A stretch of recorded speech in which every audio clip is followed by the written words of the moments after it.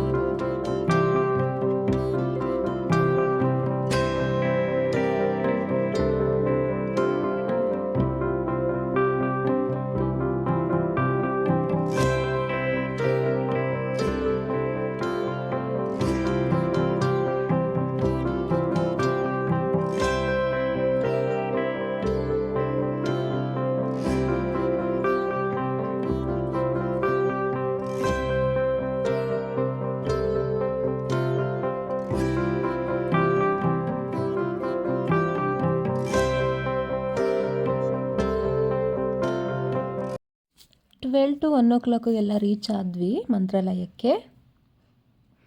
So ದರ್ಶನ ಮಾಡೋಕ್ಕೆ ಹೊರಟಿದ್ದೀವಿ.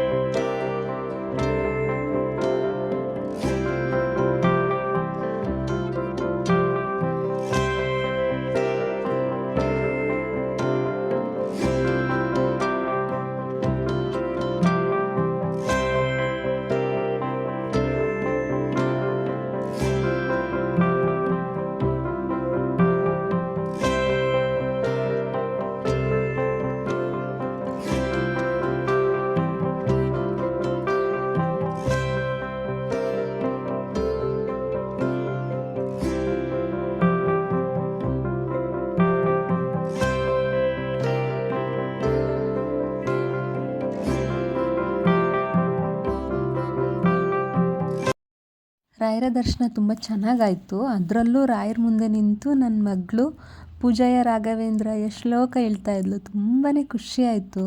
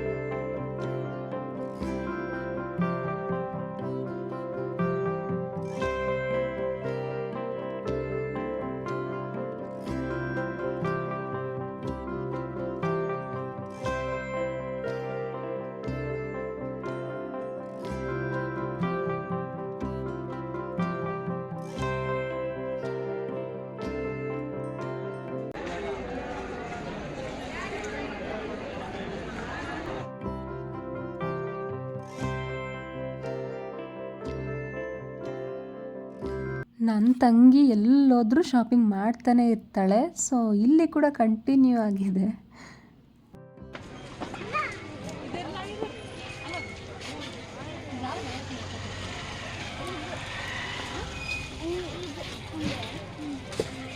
ದೂರ ಹೋಗ್ಬಾರ್ದು ನಮ್ಮನ್ನು ಬಿಟ್ಟು ಚಿನ್ನು.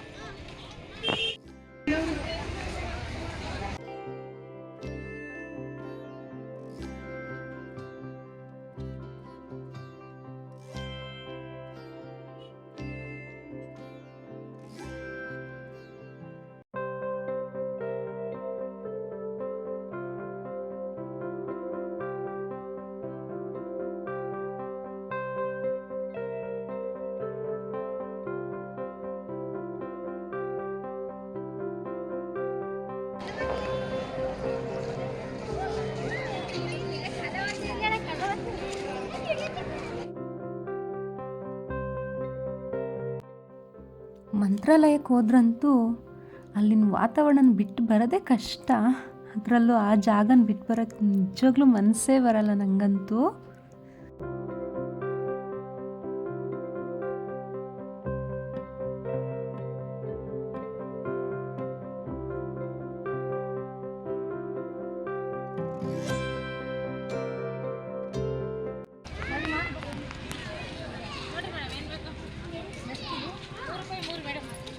ಕಲರ್ಗೊಂದು ಯಾವ್ದು ಬೇಕು ಹಾಕ್ಕೊಂಡು ನಿಮ್ಗೆ ಯಾವ ಡಿಸೈನ್ ಬೇಕಾ?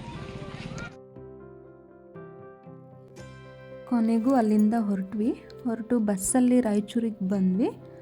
ಅಲ್ಲಿ ಒಂದು ಶೋರೂಮ್ ಕಾಣಿಸ್ತು. ಸೊ ವಾಷಿಂಗ್ ಮಿಷಿನ್ ನೋಡಬೇಕು ಅಕ್ಕ, ಹೋಗೋಣ ನಡಿ ಅಂತ ಹೇಳಿದ್ಲು ತಂಗಿ. ನೋಡಿದ್ವಿ, ರೇಟ್ ಜಾಸ್ತಿ ಅನ್ನಿಸ್ತು, ಬೇಡ ಅಂತ ಹೇಳಿ ಮತ್ತೆ ಬಸ್ ಹತ್ತಿ ಮನೆಗೆ ಹೋಗೋ ಅಷ್ಟರಲ್ಲಿ ರಾತ್ರಿ ಪಾಪ 8:30 ಆಗೋಗಿತ್ತು.